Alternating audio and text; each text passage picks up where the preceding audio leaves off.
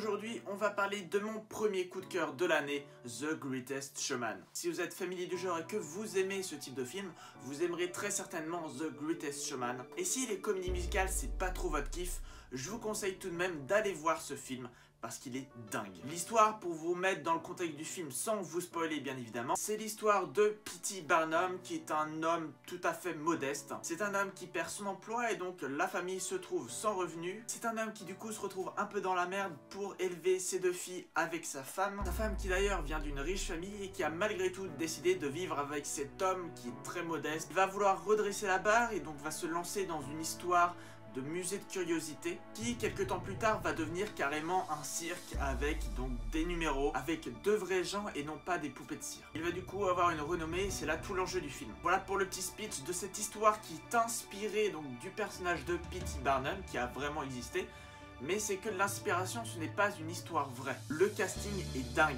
Hugh Jackman, Zac Efron, Michelle Williams, Zendaya, Rebecca Ferguson.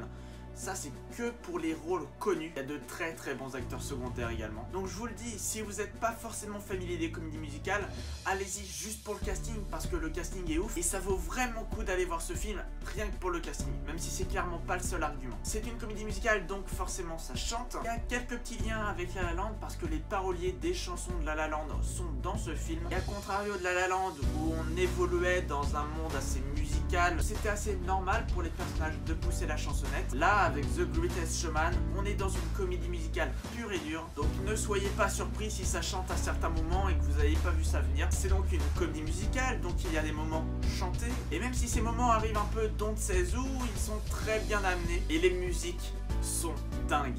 La bande originale est ouf, je suis prêt à parier qu'après avoir vu ce film, vous voudrez réentendre les musiques. Parce que les musiques sont entraînantes, les paroles sont géniales, et encore plus à l'écran, ça rend hyper bien, ça fait vraiment le show et c'est très réussi. C'est d'autant plus réussi que je n'avais écouté aucune des musiques auparavant, à part This Is Me qui est dans la bande-annonce, mais forcément on ne peut pas y échapper. Et c'est encore plus génial que cette musique m'a mis des frissons. C'était à la limite d'avoir l'arme à l'œil, mais en tout cas j'avais le souffle coupé. Je saurais pas trop vous dire pourquoi, je saurais pas trop vous dire comment, mais ça prend aux tripes, c'est un truc de fou. Bien évidemment, le scénario est simple, à certains moments ça peut paraître cliché. Il faut bien comprendre pourquoi on vient voir ce film.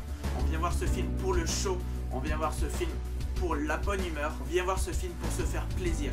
Et là-dessus, The Greatest Showman a carrément réussi.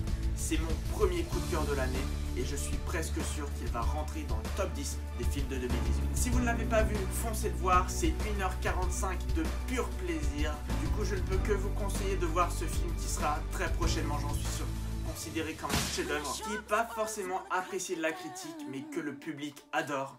Et vous le savez, le public a toujours raison. Je vois rien de plus à ajouter, laisse un pouce bleu si la vidéo t'a plu, n'hésite pas à commenter cette vidéo, à me dire ce que tu en as pensé, mais surtout, abonne-toi.